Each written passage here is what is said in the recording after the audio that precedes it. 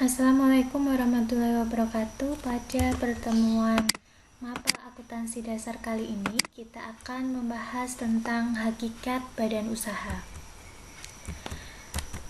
Adapun tujuan pembelajaran yang akan kita pelajari antara lain yang pertama, menjelaskan pengertian badan usaha dan perusahaan. Yang kedua, memahami jenis-jenis dari badan usaha.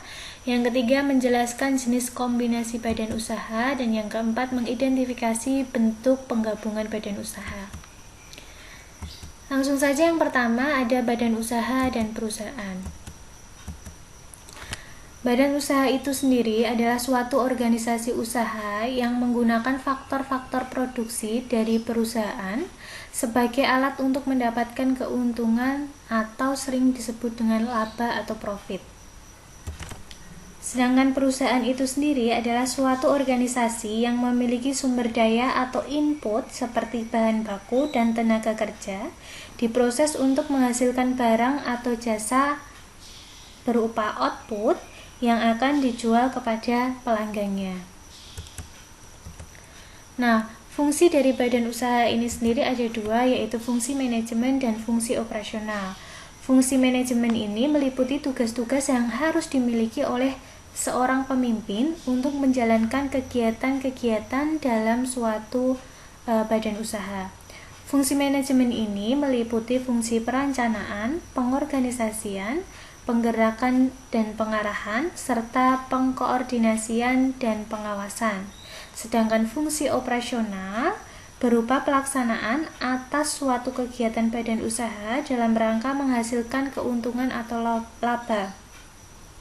Fungsi operasional ini meliputi bidang produksi, bidang pembelanjaan, bidang personalia, bidang administrasi, dan bidang pemasaran.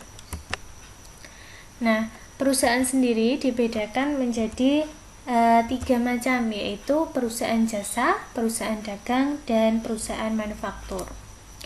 Perusahaan jasa itu sendiri adalah perusahaan yang menghasilkan jasa dan bukan barang atau produk untuk pelanggannya. Contohnya adalah salon, bengkel, laundry, dan lain sebagainya.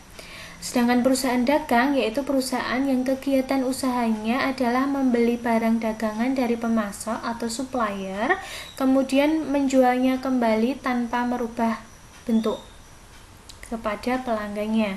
Contohnya adalah swalayan, minimarket, dan lain sebagainya. Kemudian yang terakhir ada perusahaan manufaktur. Perusahaan manufaktur sendiri adalah perusahaan yang kegiatan usahanya adalah membeli bahan baku atau bahan mentah, kemudian mengubahnya menjadi barang yang untuk dijual kepada pelanggannya. Contohnya adalah pabrik tempe, kemudian mebel, dan lain sebagainya. Selanjutnya ada jenis-jenis dari badan usaha. Jenis badan usaha ini dibedakan menjadi dua, yaitu badan usaha menurut lapangan usaha dan badan usaha menurut bentuknya. Berdasarkan lapangan usahanya, badan usaha dapat dikelompokkan menjadi 5. Yang pertama ada badan usaha ekstraktif. Badan usaha ekstraktif adalah badan usaha yang bergerak dalam usaha mengelola bahan-bahan yang terkandung di alam, sehingga dapat memenuhi kebutuhan manusia. Contohnya adalah pertambangan, perikanan laut, dan lain sebagainya. Yang kedua ada badan usaha agraris. Adalah badan usaha yang kegiatannya dengan memanfaatkan bantuan alam atau segala kegiatan yang berkaitan dengan pertanian. Contohnya adalah pertanian, perkebunan, peternakan, perikanan darat, dan lain sebagainya. Yang ketiga ada badan usaha industri. Adalah badan usaha yang kegiatan produksinya meliputi pengolahan bahan mentah untuk diproses menjadi bahan setengah jadi atau bahan jadi yang siap untuk dikonsumsi. Contohnya adalah industri tekstil, industri kimia, industri farmasi, industri logam, dan lain sebagainya. Dan yang keempat ada badan usaha perdagangan. Adalah badan usaha yang aktivitasnya melakukan pembelian sejumlah barang di suatu tempat untuk dijual kembali ke tempat yang lain dengan tujuan mencari keuntungan. Contohnya ada swalayan, supermarket, toko, dan lain-lain. Dan yang terakhir ada badan usaha jasa, adalah badan usaha yang kegiatannya bergerak di bidang pelayanan jasa atau pemberian jasa kepada pelanggan atau konsumen. Contohnya adalah salon, laundry, biro perjalanan, bank, asuransi, kantor pos, kemudian telkom, dan lain sebagainya. Berikutnya ada badan usaha menurut bentuknya. Ini dibedakan menjadi 3, yaitu BUMN dan BUMD, BUMS, dan koperasi. BUMN atau Badan Usaha Milik Negara itu sendiri, menurut Undang-Undang RI Nomor 19 Tahun 2003, BUMN itu sendiri adalah badan usaha yang modal seluruhnya merupakan kekayaan negara, kecuali ada ketentuan lain yang berdasarkan undang-undang. Berdasarkan Undang-Undang Nomor 9 Tahun 1969, BUMN dibagi menjadi 3 bentuk usaha negara. Yang pertama ada perusahaan jawatan atau sering disebut atau disingkat dengan Perjan. Perusahaan ini adalah bentuk perusahaan milik negara yang merupakan bagian dari suatu departemen. Misalnya adalah perusahaan jawatan kereta api yang sekarang berubah menjadi PT KAI. Kemudian yang kedua ada perum atau perusahaan umum, adalah perusahaan negara yang bergerak di bidang usaha pelayanan umum yang modal seluruhnya berasal dari negara dan dipisahkan dari APBN. Kemudian ada persero atau perusahaan perseroan. Persero adalah perusahaan negara yang modalnya berbentuk saham dan sebagian dari modal tersebut adalah milik negara. Kemudian ada BUMD, yaitu Badan Usaha Milik Daerah. BUMD itu sendiri adalah perusahaan yang diatur suatu peraturan daerah atau perda yang aktivitasnya memenuhi kebutuhan masyarakat, di mana modal seluruhnya atau sebagian merupakan kekayaan daerah yang dipisahkan kecuali ada ketentuan lainnya. Selanjutnya ada BUMS atau Badan Usaha Milik Swasta. Badan usaha milik swasta ini adalah badan usaha yang seluruh modalnya dimiliki oleh swasta. Badan usaha ini modalnya dimiliki oleh seseorang atau beberapa orang dengan tujuan untuk mencari laba atau keuntungan. Adapun bentuk-bentuk dari badan usaha milik swasta ini antara lain yang pertama ada perusahaan perseorangan. Suatu bentuk badan usaha yang dimiliki, dikelola, dan dipimpin oleh seseorang yang bertanggung jawab penuh terhadap resiko dan kegiatan dari usahanya tersebut. Kemudian yang kedua ada firma atau sering disingkat dengan FA, adalah persekutuan antara 2 orang atau lebih yang menjalankan perusahaan dengan satu nama. Selanjutnya ada CV atau persekutuan komoditer, adalah suatu persekutuan yang didirikan oleh 2 orang atau lebih. Nah, anggota dari persekutuan komoditer ini antara lain ada sekutu aktif dan sekutu pasif. Sekutu aktif adalah anggota CV yang turut mengurus, mengelola, dan bertanggung jawab atas keberlangsungan perusahaan. Sedangkan sekutu pasif adalah anggota CV yang hanya memasukkan modalnya pada perusahaan dengan mengharapkan bunga atau pembagian keuntungan perusahaan. Jadi sekutu pasif ini tidak bisa ikut campur dalam pengelolaan dari CV atau perusahaannya. Selanjutnya ada PT atau perseroan terbatas. Adalah perseroan antara 2 orang atau lebih dengan modal yang terdiri atas saham-saham. Selanjutnya ada koperasi. Menurut pasal 33 ayat 1 Undang-Undang 1945, bentuk badan usaha yang paling sesuai dengan kepribadian bangsa Indonesia adalah koperasi. Nah, koperasi ini telah diatur oleh Undang-Undang Nomor 25 Tahun 1992 yang menyatakan koperasi adalah badan usaha yang beranggotakan orang, seorang, atau badan hukum koperasi yang mendasarkan kegiatannya berdasarkan prinsip koperasi sekaligus sebagai gerakan ekonomi rakyat.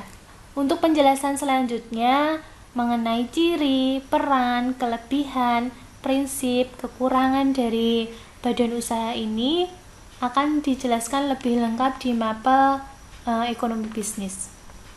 Selanjutnya ada jenis kombinasi badan usaha. Yang pertama ada kombinasi vertikal. Kombinasi vertikal adalah gabungan beberapa badan usaha yang bekerja pada tingkat yang berbeda-beda dalam proses produksi suatu barang atau barang produksinya secara berurutan. Misalnya, untuk memproduksi kain terdapat beberapa badan usaha seperti petani kapas, kemudian pengangkutan kapas, kemudian pemintalan, penenunan, dan yang terakhir penyempurnaan kain tersebut untuk selanjutnya dapat dikenakan. Yang kedua, kombinasi horizontal. Kombinasi horizontal ini merupakan gabungan dari beberapa badan usaha yang bekerja dalam tingkat yang sama dalam proses produksi barang. Kombinasi horizontal juga mempunyai pengertian lain, yaitu gabungan dari beberapa badan usaha yang memproduksi atau menjual barang yang berlainan. Misalnya, penggabungan antara pabrik sabun cuci dengan pabrik sabun mandi. Selanjutnya ada penggabungan badan usaha. Penggabungan yang dilakukan oleh berbagai badan usaha bukan sekedar hanya karena melakukan usaha yang sama kemudian bergabung menjadi satu atau atas nama badan usaha baru. Adapun penggabungan badan usaha dilakukan karena berbagai faktor, antara lain yang pertama terbatasnya atau ketidaksempurnaan pasar bagi perusahaan-perusahaan kecil, sehingga perusahaan kecil mempunyai kedudukan yang lebih kuat dalam persaingan dengan perusahaan-perusahaan yang besar. Yang kedua, untuk mendapatkan bahan mentah secara kontinu dan berkualitas yang terbaik. Yang ketiga, terbatasnya tanggung jawab dari suatu badan usaha. Yang keempat, mengurangi persaingan dari perusahaan-perusahaan yang sejenis. Yang kelima, adanya kebebasan masuknya barang-barang dari luar negeri.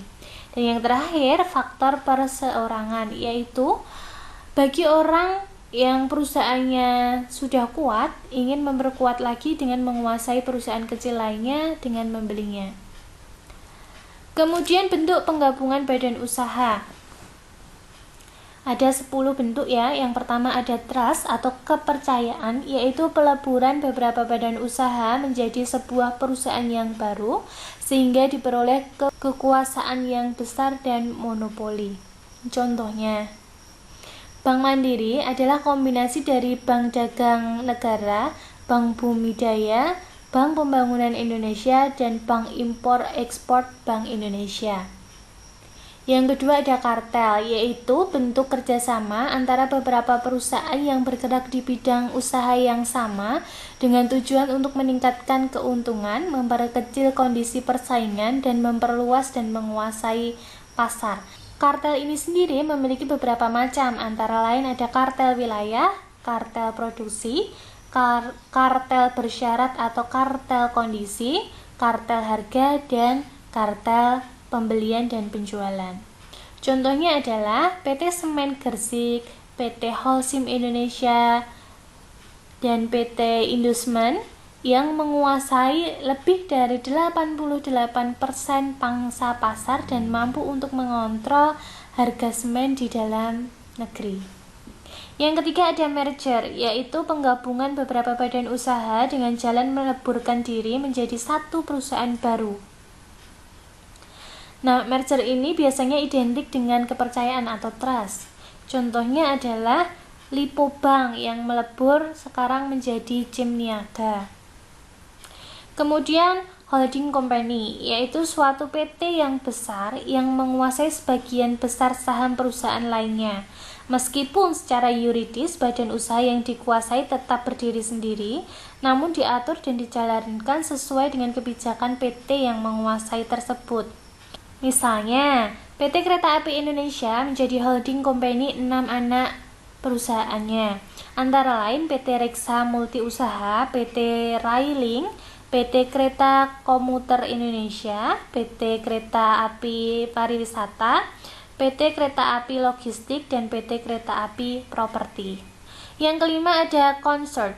Sebenarnya Concert sama halnya dengan holding company, yaitu memiliki sebagian besar saham-saham dari beberapa badan usaha. Perbedaannya adalah holding company sering berbentuk PT, sedangkan Concert sering dimiliki perseorangan, yaitu seorang hartawan yang mempunyai modal yang amat besar. Misalnya, beberapa perusahaan tekstil bergabung untuk membeli pewarna pakaian dalam partai besar guna untuk mendapatkan harga yang lebih murah. Yang selanjutnya ada corner dan ring, yaitu penggabungan beberapa badan usaha yang bertujuan untuk mencari keuntungan besar dengan cara menguasai penawaran barang untuk memperoleh monopoli dan kenaikan harga. Contohnya adalah penggabungan provider Excel dengan Axis. Selanjutnya ada sindikat, yaitu kerjasama sementara oleh beberapa badan usaha untuk menjual atau mengerjakan suatu proses produksi. Selanjutnya ada joint venture, yaitu penggabungan beberapa badan usaha untuk mendirikan suatu bentuk usaha bersama dengan modal bersama pula, dengan tujuan untuk menggali kekayaan alam dan untuk mendidik tenaga ahli untuk menghasilkan keuntungan yang besar. Contohnya adalah PT Indofood dan PT Nestle bergabung menjadi PT Nestle Indofood Cita Rasa Indonesia yang bergerak dalam bidang bumbu penyedap makanan. Selanjutnya ada production sharing, yaitu kerjasama bagi hasil antara pihak-pihak tertentu, seperti perusahaan oli company yang bekerja sama antara Shell, Chevron, dan Marathon Oil. Kemudian yang terakhir ada waralaba atau sering kita kenal dengan franchise. Merupakan suatu usaha yang tidak memakai modal sendiri. Artinya untuk membuka gerai waralaba cukup menggunakan modal milik investor lain. Seorang pembeli usaha waralaba ini harus mempunyai syarat-syarat khusus yang telah ditetapkan oleh perusahaan waralabanya. Contohnya ada Lab Milk, My Story, Kopi Janji Jiwa, dan lain sebagainya. Nah, itu saja yang dapat saya sampaikan pada pertemuan kali ini. Terima kasih, sekian dari saya. Assalamualaikum warahmatullahi wabarakatuh.